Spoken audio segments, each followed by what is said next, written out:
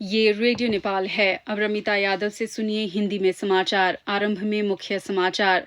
Nepali Congress party के अनुशासन आयोग की कार्रवाई विधान के विपरीत है, डॉक्टर शेखर कोइराला समर्थकों का आरोप। लगातार बारिश के बाद आई बाढ़ से बागलुंग के जैमिनी नगरपालिका के पेयू थनथाप में करीब 1 अरब रुपए से अधिक की क्षति। रसुआ के लहंदे खोला में हिमताल फटने से मंगलवार को बाढ़ आई है। जल तथा मौसम विज्ञान विभाग का प्रारंभिक निष्कर्ष। और इजरायल द्वारा गजा पर किए गए हमले में 55 फलस्तीनियों की हुई मौत।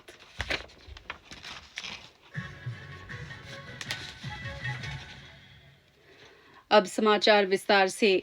संसद की सार्वजनिक लेखा समिति ने आज की बैठक में किसानों की मांग के अनुसार रासायनिक उर्वरक उपलब्ध कराने के लिए सरकार को निर्देश किए हैं।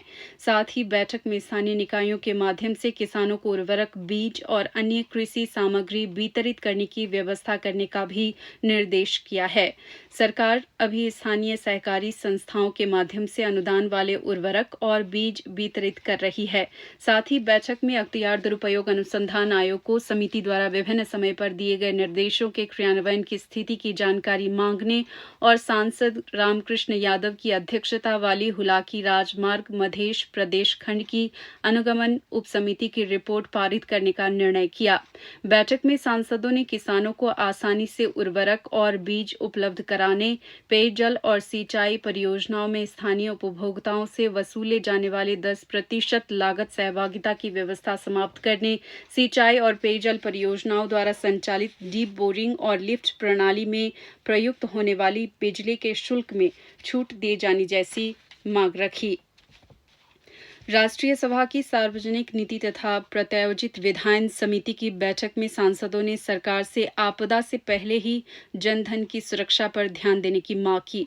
आज हुई समिति की बैठक में सांसदों ने रसुआ के टिमोरे क्षेत्र में पड़ोसी देश चीन में हिमताल फटने से आई बाढ़ में लापता हुए लोगों की त्वरित खोजबीन पर सरकार का ध्यान आकर्षित कराया। सांसदों ने कहा कि सरकार को आपदा पूर्व चेतावनी, बचाव और राहत नीतियों के क्रियान्वयन पर विशेष ध्यान देना चाहिए। साथ ही जोखिमग्रस्त क्षेत्रों की पहचान कर वहां के निवासियों को सुरक्षित स्थानों पर स्थानांतरित करने की आवश्यकता बताई। जल तथा मौसम विज्ञान विभाग ने पुष्टि की है कि हिमताल विस्फोट से ही मंगलवार सुबह रसुआ नेपाल चीन सीमा के लहंदे खोला में बाढ़ आई थी।